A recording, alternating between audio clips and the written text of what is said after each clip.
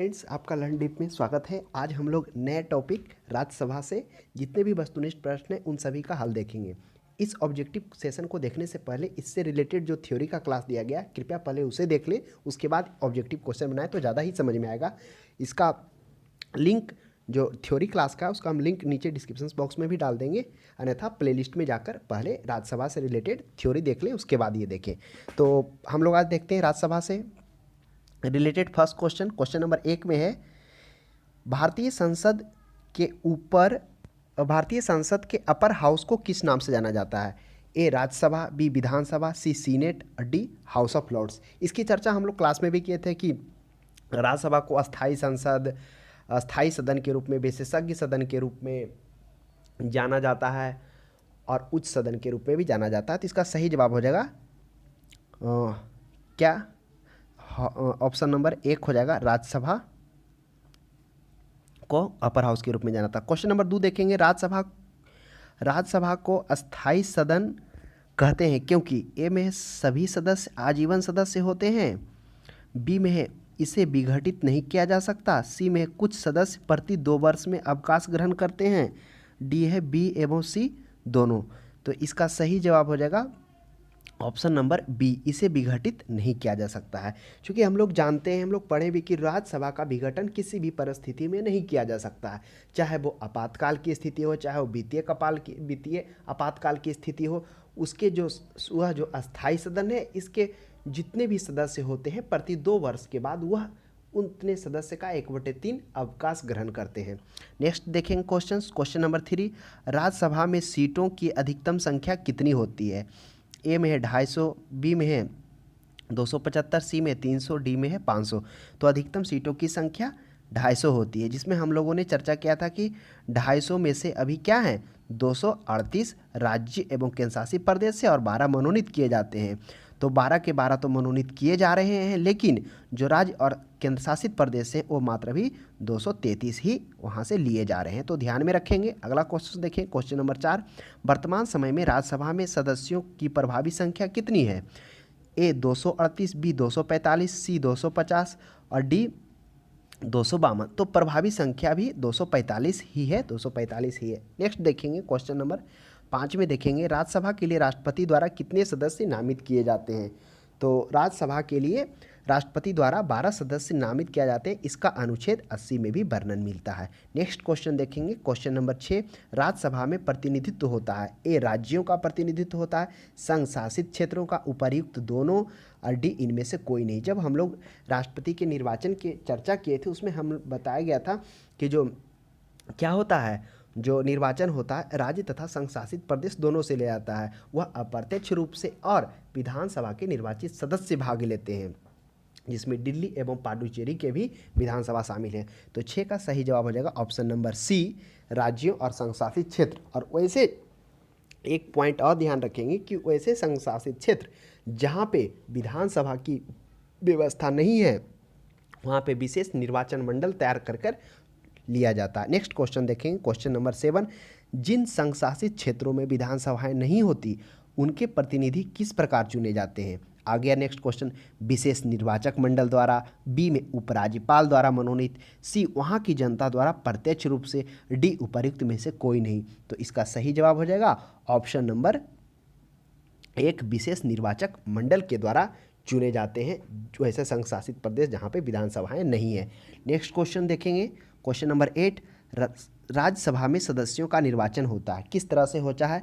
ए में है संचयी मत पद्धति द्वारा, बी में है सापेक्ष मत पद्धति द्वारा, सी में है सूची पद्धति द्वारा और डी है अनुपातिक प्रतिनिधित्व के अनुसार एकल संक्रमण। इसकी चर्चा हम लोग क्लास में भी किए थे।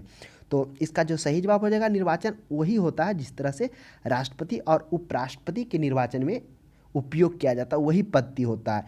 तो हम लोग इसका जो चारों में से पर्याप्त आंसर है, अनुपातिक प्रतिनिधित्व के अनुसार एकल संक्रमणीय मत पद्धति द्वारा।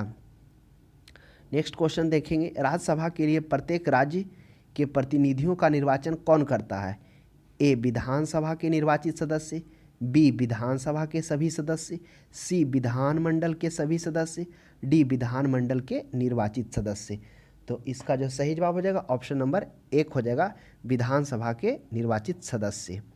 नेक्स्ट क्वेश्चन देखेंगे, राज्यसभा में राज्यों का प्रतिनिधित्व किस बात पर निर्भर करता है? ए राज्य का क्षेत्रफल पर, राज्य की जनसंख्या पर, उपर्युक्त में से दोनों, और डी उपर्युक्त में से कोई नहीं। तो राज्यसभा में राज्यों का प्रतिनिधित्व इस बात पर निर्भर करता है कि उस राज्य में कितनी जनसंख्या है, जनसंख्या के ऊपर निर्भर करता है। इसे हम लोग क्लास में भी चर्चा किए थे। जिस प्रकार से यूपी की जनसंख्या अत्यधिक होने के कारण वहाँ सीटों का आवंटन 31 किया गया, वहीं जहाँ बिहार की जनसंख्या उससे कम होने के कारण 16 दिया गया। तो आप ध्यान में रखेंगे। नेक्स्ट क्वेश्चन है, राज्यसभा में किस राज्य के प्रतिनिधित्व की संख्या सर्वाधिक है? A Andhra Pradesh, B Madhya Pradesh, C Bihar, D UP. तो यूपी की सबसे अधिक है राज्यसभा में प्रतिनिधित्व संख्या। नेक्स्ट क्वेश्चन देखेंगे, क्वेश्चन नंबर 12, उत्तर भारत के राज्यसभा के लिए कितने सदस्य चुने जाते हैं? A 16, B 22, C 31, D 34। तो इसका सही जवाब हो जाएगा option number C 31। Next question देखेंगे, निम्नलिखित राज्यों के युग्मों में से किसको राज्यसभा में समान प्रतिनिधित्व मिला है? किसको समान प्रतिनिधित्व मिला है? ऑप्शन ए में आंध्र प्रदेश एवं मध्य प्रदेश, बी में है बिहार एवं पश्चिम बंगाल, सी में है उड़ीसा एवं राजस्थान, और डी है उपर्युक्त में से सभी। इसका सही जवाब हो जाएगा सभी को क्या मिला है? राज्यसभा में समान प्रतिनिधित्व मिला है। कितना कितना मिला है वो भी आप कमेंट बॉक्स में जरूर इसका जवाब दें। नेक्स्ट क्वेश्चन नंबर 14 देखेंगे। 14 में कह रहा है, निम्नलिखित में से किस संघ शासित क्षेत्र का राज्यसभा में प्रतिनिधित्व है? ए दिल्ली एवं पांडुचेरी, बी लक्षद्वीप एवं चंडीगढ़, सी में है दमन द्वीप एवं दादर एवं नगर हवेली, इनमें से कोई नहीं। तो हम लोग चर्चा जब इसकी क्लास कर रहे थे वहाँ पर किए थे कि जो राज्यसभा का निर्वाचन है वह भारत में मनोनीत किया जाता है, जो किसके द्वारा रहता है? राष्ट्रपति के द्वारा, जिसमें वह अपने अपने क्षेत्र के विशेषज्ञ होते हैं। चाहे वो बात की जाए राज्यसभा से भी जो भेजे जाते हैं तो खासकर उन लोगों पर ध्यान जाता है कि वो अपने अपने क्षेत्र में विशेषज्ञ हों।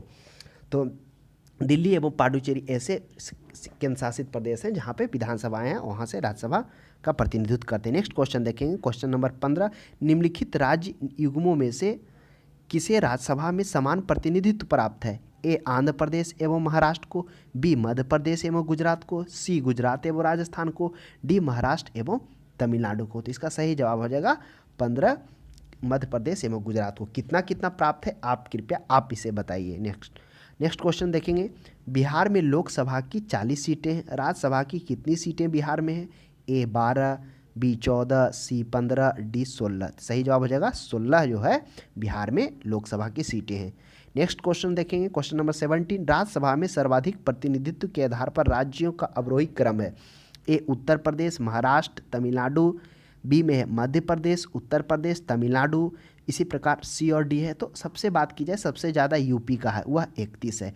उसके बाद महाराष्ट्र की बात की जाए तो हमारे अनुसार महाराष्ट्र में शायद 19 होना चाहिए, और उसके बाद तमिलनाडु है। तो इसका सही जवाब हो जाएगा ऑप्शन नंबर 1 हो जाएगा। नेक्स्ट क्वेश्चन देखेंगे, क्वेश्चन नंबर 18 देखेंगे, राज्यसभा के चुनाव हेतु एक अभ्यर्थी की आयु निम्नलिखित में से कम नहीं होनी चाहिए? 35 वर्ष से कम, 25 वर्ष से कम, 30 वर्ष से कम, 40 वर्ष से कम।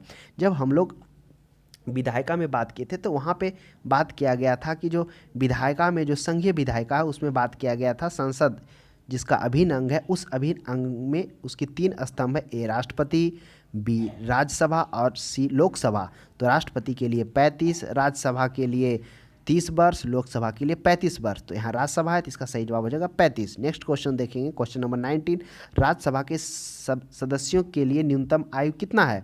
तो उसका है वह 30 वर्ष हो जाएगा। 25 वर्ष लोकसभा के लिए, 35 वर्ष राष्ट्रपति और उपराष्ट्रपति के लिए। नेक्स्ट क्वेश्चन देखेंगे, 20, राज्यसभा के सदस्यों का निर्वाचन कितने वर्ष के लिए होता है? 20 में 3 वर्ष, 4 वर्ष, 5 वर्ष, 6 वर्ष, 6 वर्ष के लिए होता है, और हर एक 2 वर्ष के बाद वो अवकाश ग्रहण भी करते हैं, टोटल सदस्य का 1/3। नेक्स्ट क्वेश्चन देखेंगे, 21 में राज्यसभा के सदस्य चुने जाते हैं 4 वर्ष के लिए, 5 वर्ष के लिए, 6 वर्ष के लिए, आजीवन के लिए। तो राज्यसभा के सदस्य 6 वर्ष के लिए चुने जाते हैं। नेक्स्ट क्वेश्चन देखेंगे, 22, राज्यसभा के 1/3 सदस्य प्रत्येक कितने वर्ष के पश्चात सेवानिवृत्त होते हैं तथा नए 1/3 सदस्य उनका स्थान लेते हैं? ए 2 वर्ष, बी 3 वर्ष, सी 4 वर्ष, डी 5 वर्ष। 22 का सही जवाब हो जाएगा ऑप्शन नंबर ए 2 वर्ष। नेक्स्ट क्वेश्चन देखेंगे, क्या राष्ट्रपति लोकसभा की भांति राज्यसभा को भंग कर सकता है? 23, ए में हाँ, बी में नहीं, सी में सदन के 3/4 सदस्यों द्वारा पारित प्रस्ताव, डी संसद के संयुक्त अधिवेशन में 3/4 सदस्यों द्वारा पारित प्रस्ताव करने पर। तो 23 का सही जवाब हो जाएगा ऑप्शन नंबर बी, नहीं हो सकता भंग, यानी राज्यसभा किसी भी परिस्थिति में भंग नहीं किया जा सकता। नेक्स्ट क्वेश्चन देखेंगे, क्या राज्यसभा के सभी सदस्यों का निर्वाचन एक साथ होता है? ऑप्शन ए में हाँ, बी में नहीं, सी में आधे सदस्यों का, 1/4 सदस्यों का। तो 24 का सही जवाब हो ऑप्शन बी, राज्यसभा के सभी सदस्यों का एक बार निर्वाचन नहीं होता है। ये हम आपको क्या किए थे, एक डायग्राम बनाकर भी इसकी चर्चा किए थे, जैसे 2012, 2014, 2016 इस प्रकार से। नेक्स्ट क्वेश्चन देखेंगे 25 में देखेंगे, लोकसभा की भांति राज्यसभा कभी भंग नहीं हो सकती है, किंतु प्रत्येक 2 वर्ष के बाद 1/4 सदस्यों की सदस्यता समाप्त हो जाती है, यह गलत है। दूसरा में 2 वर्ष के बाद 1/3 सदस्यों की सदस्यता समाप्त हो जाती है, यह सही है। तीसरा, प्रत्येक 3 वर्ष के बाद उसके 1/3 सदस्यों, ये भी गलत। चौथा, प्रत्येक 3 वर्ष तो नहीं, क्या होता है इसका सही जवाब है प्रत्येक 2 वर्ष के बाद 1/3 सदस्यों की सदस्यता समाप्त हो जाती है। नेक्स्ट क्वेश्चन देखेंगे 26। नेक्स्ट 26 में है, निम्नलिखित में से कौन सा कथन सही नहीं है? ए, राज्यसभा की अधिकतम सदस्य संख्या 250, बी, राज्यसभा निरंतरता का प्रतीक है, सी, राज्यसभा के 2/3 सदस्य प्रत्येक दूसरे वर्ष की समाप्ति पर पदमुक्त हो जाते हैं, और डी, राज्यसभा में प्रत्येक राज्य और संघ क्षेत्र में सीटों का आवंटन संविधान की 4ठी अनुसूची द्वारा नियत किया जाता है। तो इसका सही जवाब हो जाएगा क्वेश्चन नंबर सी, राज्यसभा के 2/3 सदस्य प्रत्येक वर्ष की समाप्ति पर पद मुक्त हो जाते हैं। नेक्स्ट क्वेश्चन देखेंगे 27 देखेंगे। 27 में क्या है कि निम्नलिखित में से कौन सा कथन सही है? ए में राज्यसभा के सभी सदस्य का निर्वाचन राज्यों की विधानसभा करती है, बी में उपराष्ट्रपति राज्यसभा का पदेन सभापति होता है, अतः राज्यसभा का कोई सदस्य ही उपराष्ट्रपति पद के लिए चुनाव लड़ सकता है, सी में लोकसभा और राज्यसभा में एक बात में अंतर है कि लोकसभा का निर्वाचन कोई भी प्रत्याशी भारत के किसी भी राज्य से लड़ सकता है, परंतु राज्यसभा का प्रत्याशी समानतः वहीं का होगा जहां से वह प्रत्याशी बना है। और डी में क्या है? डी में है कि भारत के संविधान में राज्यसभा का नामित सदस्य की मंत्री पद पर नियुक्ति का स्पष्ट शब्दों में निषेध है, ऐसा नहीं कहा गया है। तो कह कौन सा कथन सही है? तो इसका सही है कहने का मतलब पहला जो कह रहा है, राज्यसभा के सभी सदस्य का निर्वाचन राज्यों की विधानसभाएं करती है, तो सभी राज्यों की विधानसभाएं करती है, तो सिर्फ क्या कर रहा है, राज्यों की। तो राज्यों की नहीं, केंद्र शासित प्रदेश की भी विधानसभा है, जिसमें दिल्ली, पुडुचेरी भी है, तो ये भी ध्यान में रखना, इसलिए पहला तो कथन गलत हो गया। दूसरा कथन देखते हैं, उपराष्ट्रपति राज्यसभा का पदेन सभापति होता है, बिल्कुल सही बात है, अतः राज्यसभा का कोई सदस्य ही उपराष्ट्रपति पद के लिए चुनाव लड़ सकता है। तो जो ऑप्शन नंबर बी है वह क्या है? वह गलत है। गलत कैसे है? क्योंकि कह रहा है कि जो उपराष्ट्रपति पद के लिए चुनाव लड़ेगा वह राज्यसभा का कोई सदस्य होगा, नहीं, उपराष्ट्रपति का चुनाव उस सदन का सदस्य नहीं होता है, यह ध्यान में रखना होगा। तो ये तो बी भी गलत हो गया। सी में लोकसभा राज्यसभा में एक बात में अंतर है, क्या अंतर है?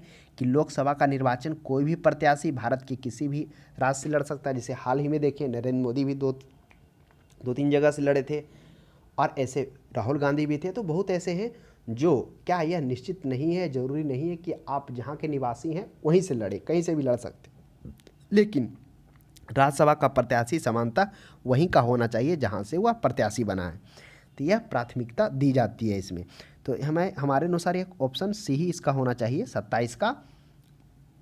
नेक्स्ट क्वेश्चन देखेंगे, क्वेश्चन 28 देखेंगे। 28 में है, लोकसभा और राज्यसभा में गणपूर्ति कोरम की संख्या कितनी होनी चाहिए? यानी सदन को चलने के लिए कितना होना चाहिए? कुल सदस्य का 1/10। तो ध्यान में रखेंगे, कोरम गणपूर्ति यानी कहने का मतलब जब कार्यवाही स्टार्ट हो, चल सकता हो, तो उसमें उपस्थित होने वाले कम से कम मिनिमम इतना होना आवश्यक है, तभी उसकी कार्यवाही को स्टार्ट किया जा सकता है। नेक्स्ट क्वेश्चन देखेंगे 29, राज्यसभा में गणपूर्ति कोरम के लिए निर्धारित संख्या कितनी गई है? अब बताइए, राज्यसभा में सीटों की संख्या 250, इसका 1/10 कितना होगा?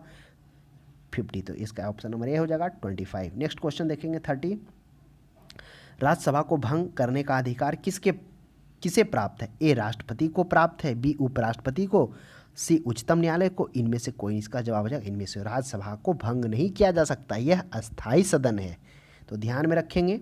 नेक्स्ट क्वेश्चन है, राज्यसभा का सभापति कौन होता है? तो कौन होता है, अभी हम लोग इसके पहले जो क्लास लिए थे उपराष्ट्रपति, तो हमेशा आप ध्यान में रखेंगे सभापति उपराष्ट्रपति होता है। उपराष्ट्रपति को वेतन उपराष्ट्रपति के लिए नहीं दिया जाता है, राज्यसभा के सभापति होने के लिए दिया जाता है। नेक्स्ट क्वेश्चन देखेंगे 32, किस सदन में अध्यक्ष उस सदन का सदस्य नहीं होता है? ए लोकसभा में, बी राज्यसभा में, सी विधानसभा में और डी विधान परिषद में। तो उस सदन का अध्यक्ष कौन है? राज्यसभा। जो राज्यसभा का सभापति होता है, जो लोकसभा के अध्यक्ष के अनुरूप होता है, वह क्या होता है? उस सदन का सदस्य नहीं होता है। तो ऑप्शन नंबर बी इसका सही जवाब हो जाएगा 32 का। नेक्स्ट क्वेश्चन देखेंगे, राज्यसभा के सभापति का चुनाव कौन करता है? ए राज्यसभा के निर्वाचित सदस्य, बी लोकसभा और राज्यसभा के सभी सदस्य, सी लोकसभा के निर्वाचित सदस्य, डी लोकसभा राज्यसभा और राज्यों की विधानसभा के निर्वाचित सदस्य। तो इसका सही जवाब हो जाएगा ऑप्शन नंबर बी, लोकसभा एवं राज्यसभा के सभी सदस्य क्या होते हैं? राज्य के सभापति का चुनाव करते हैं, यानी राज्य के सभापति कहने का मतलब उपराष्ट्रपति का। नेक्स्ट क्वेश्चन देखेंगे 34 में है, राज्यसभा का सभापति ए राज्यसभा सदस्यों द्वारा चुने जाते हैं, लोकसभा एवं राज्यसभा के सदस्यों द्वारा संयुक्त रूप से चुना जाता है, सी राष्ट्रपति द्वारा नियुक्त किया जाता है, डी इनमें से कोई नहीं। तो 34 का क्या हो जाएगा? बी लोकसभा एवं राज्यसभा के सदस्यों द्वारा संयुक्त रूप से चुना जाता है। नेक्स्ट क्वेश्चन देंगे, निम्नलिखित में से किसकी अध्यक्षता सदस्य द्वारा की जाती है? ए लोकसभा, बी राज्यसभा, सी विधानसभा, डी विधान परिषद। तो 35 का हो जाएगा राज्यसभा, जिसकी अध्यक्षता सदस्य द्वारा की जाती है, यानी जो लोकसभा के राज्यसभा के जो सभापति होते हैं वह उस सदन के सदस्य नहीं होते हैं। नेक्स्ट क्वेश्चन देखेंगे 36 में, राज्यसभा के सभापति की अनुपस्थिति में राज्यसभा का कार्य संचालन कौन करता है? अगर राज्यसभा का सभापति अनुपस्थिति हो, उस समय लोकसभा उपसभापति करेगा। और आपको यह भी ध्यान में रखना होगा, इसका सही जवाब हो जाएगा सी, कि उपसभापति की नियुक्ति किस प्रकार से होगी? तो इसकी नियुक्ति राज्यसभा के सदस्यों के द्वारा ही की जाती है। नेक्स्ट क्वेश्चन देखेंगे, राज्यसभा के उपसभापति का निर्वाचन कौन करता? देखिए आ ही गया नेक्स्ट क्वेश्चन, लोकसभा के सदस्य करते हैं, राज्यसभा के सदस्य, राष्ट्रपति, उपराष्ट्रपति। तो इसका सही जवाब हो जाएगा राज्यसभा के सभापति ही उपसभापति का निर्वाचन करते हैं। नेक्स्ट क्वेश्चन देखेंगे 38 में, क्या राज्यसभा का सभापति संसद के दोनों सदनों के संयुक्त अधिवेशन की अध्यक्षता कर सकता है? ए में हाँ, बी में नहीं, सी में लोकसभा अध्यक्ष की नियुक्ति में जब लोकसभा अध्यक्ष असमर्थ हो। तो 38 का हो जाएगा बी, नहीं, राज्यसभा को यह अधिकार नहीं है कि दोनों सदनों के संयुक्त अधिवेशन की अध्यक्षता करे। वह अधिकार है किसको? लोकसभा अध्यक्ष को। नेक्स्ट क्वेश्चन देखेंगे, नेक्स्ट क्वेश्चन है 39 में है, राज्यसभा के द्विवार्षिक चुनाव की अधिसूचना कौन जारी करता है? ए निर्वाचन आयोग करेगा, राज्यसभा का सभापति, सी राष्ट्रपति, डी प्रधानमंत्री। तो 39 का सही जवाब हो जाएगा निर्वाचन आयोग ही करेगा। नेक्स्ट क्वेश्चन देखेंगे 40 में, राज्यसभा के सदस्यों का निर्वाचन होता है, कैसे होता है? सीधे जनता के द्वारा, लोकसभा सदस्यों द्वारा, लोकसभा और राज्य विधानसभा के सदस्यों द्वारा, राज्य के विधानसभा के निर्वाचित सदस्यों द्वारा। तो राज्यसभा के सदस्यों का जो निर्वाचन होता है क्या होता है? राज्य के विधानसभा के निर्वाचित सदस्यों के द्वारा होता है। तो आप ध्यान में रखेंगे, 40 का डी हो जाएगा। नेक्स्ट क्वेश्चन देखेंगे 41 का देखेंगे, स्वतंत्र भारत में राज्यसभा के प्रथम सभापति कौन थे? Baliram Bhagat, doctor S Radhakrishnan, doctor Zakir Hussain, B D. Jatti. तो 41 का सही जवाब हो जाएगा option number B, doctor S Radhakrishnan प्रथम राष्ट्रपति थे।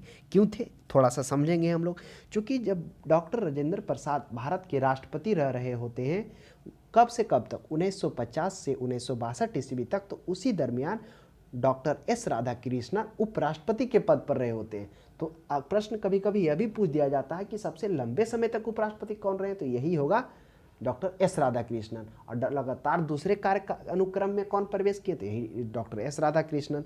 तो और दूसरे राष्ट्रपति तो डॉक्टर एस राधाकृष्णन। तो इनका यही है। तो प्रथम सभापति कौन रहे थे?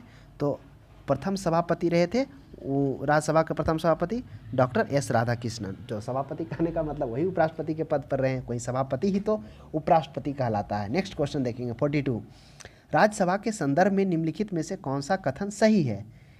ए, उसके 1/3 सदस्य प्रति 2 वर्ष पर अवकाश प्राप्त करते हैं, बिल्कुल सही है। बी में आधे सदस्य प्रति 2 वर्ष पर, गलत है। सी में आधे सदस्य 3 वर्ष पर, बिल्कुल गलत है। 1/3 सदस्य 3 वर्ष पर, गलत है। सही जवाब हो जाएगा ऑप्शन नंबर 1। 43 देखेंगे।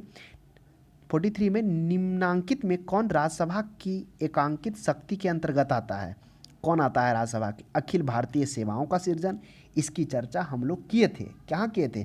जब हम बता रहे थे कि कुछ राज्यसभा को विशेष कार्य दिया गया। उस विशेष कार्य में पहला हम लोगों ने बात किया था अनुच्छेद 249 के तहत क्या राज्य सूची के विषय को क्या कर सकता है? वह राष्ट्रीय महत्व को घोषित कर सकता है, जिस पर केंद्र सरकार को कानून बनाने का अधिकार है। घोषित करने का अधिकार राज्यसभा को, केवल राज्यसभा को। उसके बाद दूसरा हम लोगों ने बताया था कि अनुच्छेद 312 के तहत क्या कर सकता है? वह अखिल भारतीय सेवाओं का गठन कर सकता है, जिस अखिल भारतीय सेवाओं के अंतर्गत IAS, IPS, IFS आते हैं। तो बी में ऑप्शन में पढ़ेंगे आकस्मिक रिक्ति में भारत के उपराष्ट्रपति का निर्वाचन। ये गलत है, क्योंकि ऐसा कुछ है नहीं। किसी राज्य के विधान परिषद की समाप्ति, अपने सभापति का अपदस्थ करना। तो 43 का सही जवाब हो जाएगा ऑप्शन नंबर 1, अखिल भारतीय सेवाओं का सृजन करना। यही है राज्यसभा के एकांत शक्ति के अंतर्गत, और दूसरा तो दिया हुआ है ही नहीं। नेक्स्ट क्वेश्चन देखेंगे। 44 में देखेंगे निम्नलिखित में से किसके संबंध में राज्यसभा को लोकसभा के अपेक्षाकृत अधिक अधिकार प्राप्त है? किसके? धन विधेयक पर, धनेतर विधेयक पर, नई अखिल भारतीय सेवाओं का गठन करने पर, संविधान संशोधन पर। ये जो बाकी 3 ऑप्शन है, ऑप्शन ए में धन विधेयक, इस पर किसको अपेक्षाकृत अधिक अधिकार है? लोकसभा को। धन विधेयक, धनेतर पर भी लोकसभा को।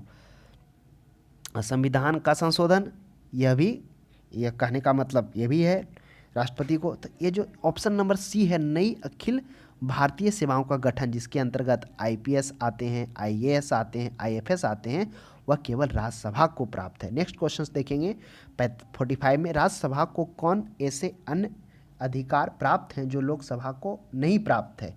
ए में राज्य सूची के किसी विषय को राष्ट्रीय महत्व का घोषित करना। बी में अखिल भारतीय सेवा स्थापित करने का अधिकार संघ सरकार को देना। सी में उपर्युक्त दोनों, डी उपर्युक्त में से कोई नहीं।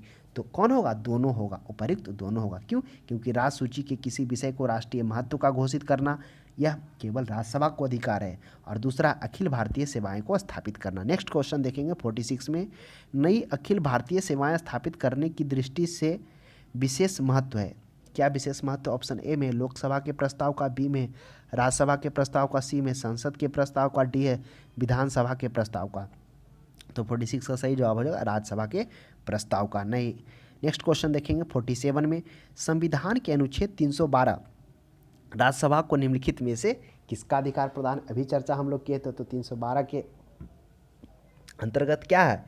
अखिल भारतीय, एक या अधिक अखिल भारतीय सेवाएं को सृजित करने का अधिकार है।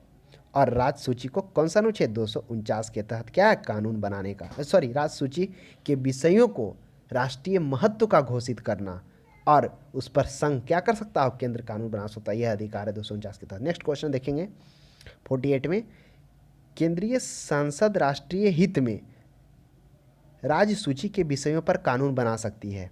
यदि, कब बना सकती है? कह रहा है केंद्रीय संसद राष्ट्रीय हित में राज्य सूची के विषयों पर कानून बना सकती। कब? यदि राज्यसभा इस प्रकार का एक प्रस्ताव पारित करे। नहीं। लोकसभा इस प्रकार का एक प्रस्ताव पारित करे। नहीं। राज्यसभा उपस्थित सदस्यों को 2/3 बहुमत से एक प्रस्ताव पारित करे। इसको छोड़ते हैं, आगे पढ़ते हैं। संसद विशेष बहुमत द्वारा एक प्रस्ताव पारित करे। तो गलत।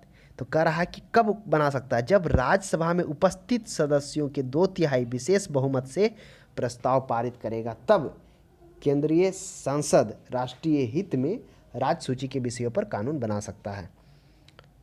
नेक्स्ट क्वेश्चन देखेंगे 49 में राज्यसभा धन विधेयक पर अपनी सहमति कितने दिनों तक रोक सकती है?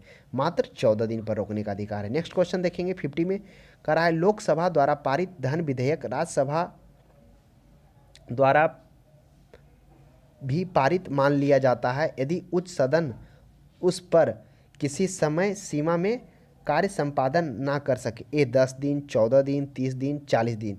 तो 50 का सही जवाब हो जाएगा ऑप्शन नंबर बी 14 दिन।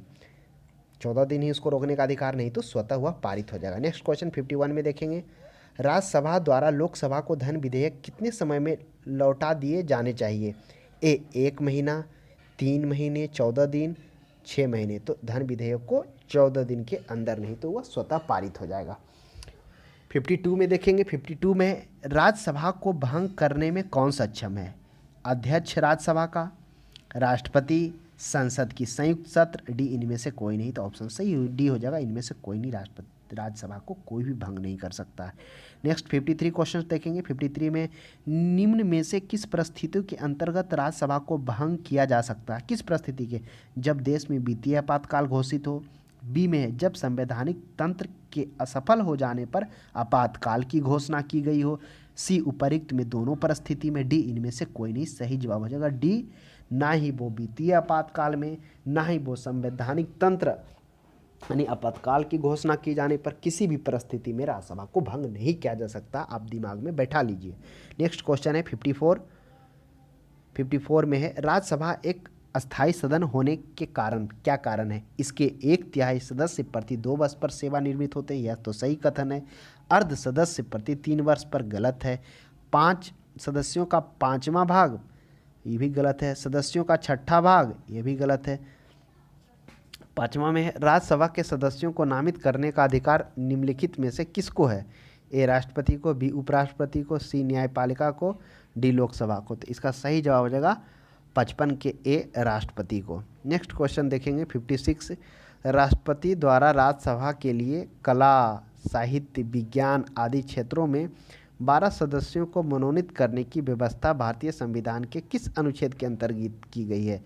अनुच्छेद 324, अनुच्छेद 265, अनुच्छेद 80, अनुच्छेद 120। तो अनुच्छेद 80 के तहत राष्ट्रपति को कला, साहित्य, विज्ञान में 12 सदस्यों को मनोनीत करने का अधिकार दिया गया है।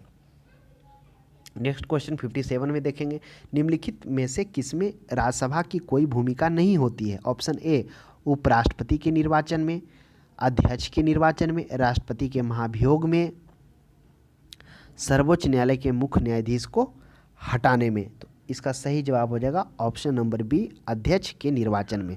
उपराष्ट्रपति के निर्वाचन में तो होता है राज्यसभा की भूमिका, राष्ट्रपति के महाभियोग में भी होता है, सर्वोच्च न्यायालय के मुख्य न्यायाधीश को हटाने में, केवल अध्यक्ष के निर्वाचन में इनकी कोई भूमिका नहीं होती है। नेक्स्ट 58 में देखेंगे, राज्यसभा ऑप्शन ए में भंग नहीं हो सकती, बी में सर्वोच्च न्यायालय की सलाह पर भंग हो सकती है, सी में मंत्री की सलाह पर राष्ट्रपति द्वारा भंग की जा सकती है, डी में लोकसभा व राज्य विधायिका की सलाह पर राष्ट्रपति द्वारा भंग की जा सकती है। तो राज्यसभा को किसी भी परिस्थिति में कितना भी कुछ किया जाए भंग नहीं होगा, आप ध्यान में रखेंगे। तो 58 का सही आंसर हो जाएगा ऑप्शन नंबर ए, भंग नहीं हो सकती है। 59 में देखेंगे, 59 में राज्यसभा है क्या है? यह एक अस्थायी सदन है, बिल्कुल सही है, ऑप्शन नंबर 1 सही हो जाएगा। नेक्स्ट क्वेश्चन है, धन विधेयक पारित करने के लिए राज्यसभा को कितना समय दिया जाता है? मात्र 14 दिन दिया जाता है, जो ऑप्शन 1 में है। नेक्स्ट 61 देखेंगे, राज्यसभा सामान्य विधेयक को अधिकतम कितनी अवधि के लिए रोक सकती है? अगर राज्यसभा के पास सामान्य विधेयक हो तो उसे रोकने का मात्र 6 माह अधिकार है, 6 माह तक वह रोक सकती है, option number D. Next question देखेंगे, सर्वप्रथम किस फिल्म अभिनेता को राज्यसभा का सदस्य मनोनीत किया गया था? ऑप्शन ए में है दिलीप कुमार, बी में है सुनील दत्त, सी में है गुरुदत्त और डी में पृथ्वीराज कपूर। तो प्रथम अभिनेता पृथ्वीराज कपूर जी थे, जिन्हें राज्यसभा के सदस्य मनोनीत किया गया था। नेक्स्ट क्वेश्चन देखेंगे, राज्यसभा के लिए नामित प्रथम अभिनेत्री कौन थी?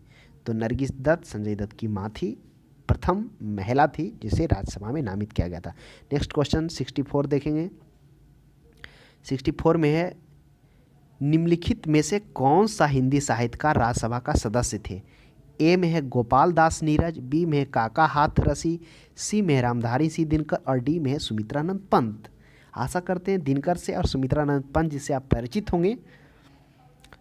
तो 64 का सही जवाब हो जाएगा option number C, Ramdhari Singh Dinkar. यही ऐसे थे जो हिंदी साहित्य के क्षेत्र में राजभाषा का सदस्य थे सबसे पहले। नेक्स्ट क्वेश्चन देखेंगे, प्रधानमंत्री पद पर नियुक्त होते समय निम्नलिखित में से कौन राज्यसभा का सदस्य था? 4 ऑप्शंस दिया हुआ, इस ऑप्शंस में कौन ऐसे हैं जो प्रधानमंत्री के पद पर जब नियुक्त हुए थे तो वह राज्यसभा के सदस्य थे? ऑप्शन ए में देखिए इंदिरा गांधी, बी में है इंद्र कुमार गुजराल, सी में मनमोहन सिंह, डी उपर्युक्त में से दो तो इंदिरा गांधी ही थी। और अभी तक जो राज्यसभा से दो ऐसे रहे हैं जो प्रधानमंत्री बने हैं, तो किनके सदस्य रहे राज्यसभा के? एक मनमोहन सिंह ही। तो कह रहा है कि होते समय कौन थे? इंदिरा गांधी। तो ऑप्शन ए सही होगा। नेक्स्ट देखेंगे अग्रवाल जी कितने मुख्यमंत्री हैं? तो दो मुख्यमंत्री, एक इंदिरा गांधी और मनमोहन सिंह जो राज्यसभा के सदस्य थे मुख्यमंत्री होते हुए, प्रधानमंत्री होते हुए, सॉरी। नेक्स्ट क्वेश्चन देखेंगे 65, प्रधानमंत्री पद पर नियुक्त होते समय निम्नलिखित में से कौन राज्यसभा का सदस्य था? इसकी तो हो गया इंदिरा गांधी। नेक्स्ट 66 में देखेंगे राज्यसभा की प्रथम महिला महासचिव कौन थी? ए है मंजीता वालिया, के गीता, सी में है नजमा हेपतुल्ला, वी.एस. रामा देवी। तो राज्यसभा की प्रथम महिला महासचिव जो थी ऑप्शन नंबर, आप कृपया इसे आप बताइए कि कौन है प्रथम महिला महासचिव राज्यसभा का? इसका कमेंट बॉक्स में आप जवाब दीजिए 66 का। नेक्स्ट क्वेश्चन देखते हैं 67, राज्यसभा का सर्वप्रथम गठन कब किया गया था? तो सर्वप्रथम राज्यसभा का गठन ऑप्शन ए में 26 जनवरी को 1952 को, बी में 11 फरवरी 1952 का, 19 मार्च 1952 को, 3 अप्रैल 1952 को। तो जनवरी भी आ गया, फरवरी भी आ गया, मार्च भी आ गया, अप्रैल आ गया, यानी आपको सिर्फ माह में चुनना है। तो 67 का सही जवाब हो जाएगा 3 अप्रैल 1952 को राज्यसभा का सर्वप्रथम गठन हुआ। नेक्स्ट क्वेश्चन देखते हैं 68 में देखते हैं राज्यसभा का प्रथम बैठक कब हुई थी? अब बैठक कब हुआ था ये तो हमें पता चल गया कि उसका गठन 3 अप्रैल को हुआ। बैठक कब हुई? 3 अप्रैल 1952। आपको यह ध्यान रखना चाहिए कि जब उसका राज्यसभा का स्थापना हो उसके बाद बैठक होगा। 3 अप्रैल, 7 अप्रैल, 22 अप्रैल, 13 मई। तो प्रथम बैठक हुई थी उसकी स्थापना के कितने दिन बाद? यानी अप्रैल में स्थापना हुआ था, मई यानी 1 महीना बाद 13 मई को, 13 मई 1952 की प्रथम बैठक हुई थी। नेक्स्ट क्वेश्चन देखेंगे 69, राज्यसभा के पहले समूह की सेवानिवृत्ति कब हुई? ए 27 मार्च 1959, 14 अक्टूबर 1954, 2 अप्रैल 1954, 9 जून 1955। तो इसका जो 69 का सही जवाब हो जाएगा ऑप्शन नंबर सी, 2 अप्रैल 1954 को राज्यसभा के पहले समूह की सेवानिवृत्ति हुई थी। कब? 1954। ध्यान में रखेंगे, प्रश्न पूछेगा कि जो राज्यसभा का पहले समूह का सेवानिवृत्ति अवकाश कब हुआ था? तो 54 में हुआ था। नेक्स्ट क्वेश्चंस देखेंगे 70 में देखेंगे राज्यसभा कब भंग की जा सकती है? ए 5 वर्ष बाद, राष्ट्रपति के शासन में, संकटकालीन स्थिति में, राज्यसभा कभी भंग नहीं की जा सकती। तो ऑप्शन डी हो जाएगा, राज्यसभा कभी भंग नहीं की जा सकती है।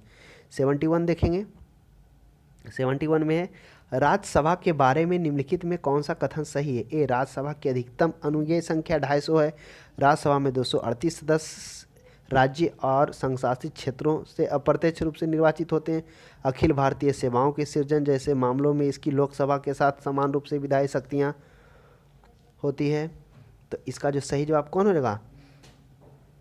तो ऑप्शन एक को ध्यान से पढ़ते हैं कि राज्यसभा में अधिकतम अनुग्रह संख्या 250 बिल्कुल सही है।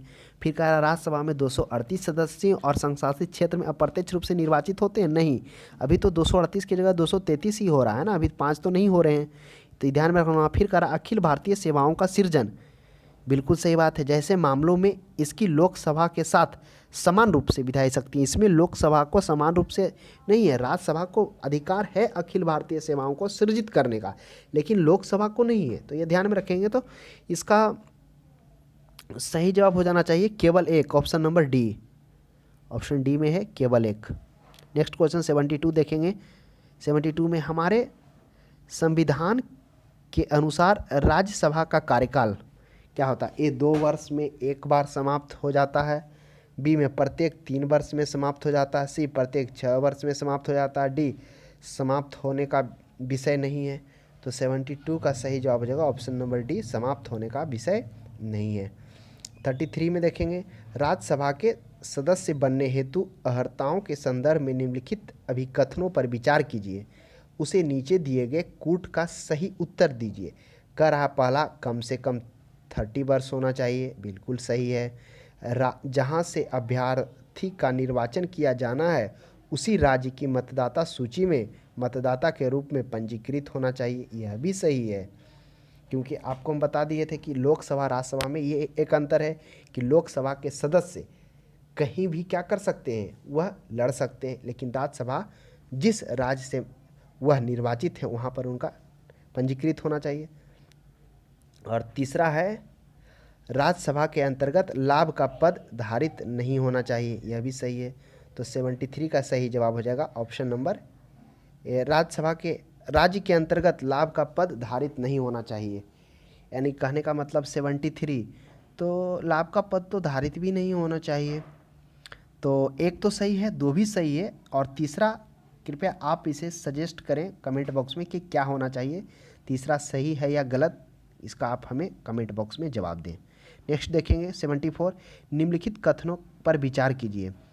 पहला है केवल राज्यसभा में यह शक्ति निहित है कि वो घोषणा करे कि राज्य सूची में किसी विषय के संबंध में राष्ट्रीय हित में संसद विधि बना सकती है। दूसरा है आपात की उद्घोषणा का अनुमोदन करने वाले संकल्प केवल लोकसभा द्वारा पारित किए जाते हैं। और तीसरा देखेंगे हम लोग, अच्छा दो ही है, तो अब उसमें से कौन सा कथन सही है ये देखना है। एक बार फिर से हम लोग देखते हैं, विचार करने का रहा है। पहला है कि केवल राज्यसभा में यह शक्ति निहित है कि वह यह घोषणा करे कि राज्य सूची में किसी विषय के संबंध में राष्ट्रीय हित में संसद विधि बना सकती है। ठीक है, मतलब सिर्फ ये राज्यसभा को अधिकार है। और दूसरा पढ़ते हैं हम लोग, आपात की उद्घोषणा का अनुमोदन करने वाले संकल्प केवल लोकसभा द्वारा पारित किए जा सकते हैं। ऐसा तो है नहीं, क्योंकि अगर वैसा हो तो क्या होता, बहुत सारे ऐसे हैं जिसमें लोकसभा के बाद राज्यसभा से भी पारित कराना आवश्यक होता है, तो ऐसा तो नहीं है। तो दूसरा तो गलत है कि आपात की घोषणा का अनुमोदन केवल लोकसभा नहीं, राज्यसभा का भी जरूरत होता है उसमें। तो 74 का सही जवाब हो जाएगा मेरे अनुसार, सिर्फ एक हो जाएगा। एक में है केवल राज्यसभा में यह शक्ति नहीं है कि वह घोषणा करे कि राज्य सूची में किसी विषय के संबंध में राष्ट्रीय हित में संसद विधि बना सकती है, यानी राष्ट्रीय राज्य सूची के विषय को क्या कर सकता हुआ, राष्ट्रीय हित घोषित करने का अधिकार किसे है, यह सिर्फ राज्यसभा को ही दिया गया है कि वह क्या कर सके, उसके राष्ट्रीय महत्व घोषित कर सके और केंद्र उस पर कानून बना सके। तो नेक्स्ट क्वेश्चन देखेंगे तो 74 का हो जाएगा ऑप्शन नंबर एक, केवल एक सही है। नेक्स्ट क्वेश्चन 75 में देखेंगे, लोकसभा द्वारा विचारार्थ भेजे गए वित्त विधेयक को राज्यसभा अधिकतम कितने समय तक रोक सकती है? अधिकतम 14 दिन तक रोक सकती है, क्योंकि 14 दिन बाद वह स्वतः ही लागू हो जाता है। नेक्स्ट 76 में देखेंगे, राष्ट्रपति द्वारा राज्यसभा को कितने सदस्यों को नामित किया जा सकता है? ए 5, बी 12, सी कुल सदस्यों का 5वां भाग, डी 10। तो 76 का हो जाएगा बी 12। नेक्स्ट क्वेश्चन देखेंगे 77, संसद के किसी भी सदन के 2 सत्रों के बीच अंतराल किस से अधिक नहीं होना चाहिए? ए 3 महीने, बी 6 महीने, सी 9 महीने और डी 12 महीने। तो इसका सही जवाब हो जाएगा ऑप्शन नंबर बी 6 महीने, यानी 2 सत्रों के बीच 6 महीना से अधिक का अंतराल नहीं होना चाहिए। नेक्स्ट क्वेश्चन 78 में देखेंगे, राज्यसभा विघटित हो जाती है कितने दिन बाद? 4 वर्ष बाद, 5 वर्ष बाद, 6 वर्ष बाद? कभी नहीं, है कभी नहीं विघटित होती, ध्यान रखेंगे। नेक्स्ट 79 में देखेंगे, राज्यसभा के सदस्यों का कार्यकाल कितना होता है? 4 वर्ष होता है, 5 वर्ष होता है, 6 वर्ष होता है, 8 वर्ष, 6 वर्ष होता है। नेक्स्ट क्वेश्चन देखेंगे 80 में है, राज्यसभा किसके द्वारा भंग की जा सकती है? तो राज्यसभा को कभी भी भंग नहीं किया जा सकता, तो ध्यान रखेंगे ऑप्शन डी इसका सही जवाब है। नेक्स्ट 81 देखेंगे, निम्नलिखित में से कौन सदन का सदस्य हुए बिना किसके अध्यक्ष के रूप में कार्य कर सकता है?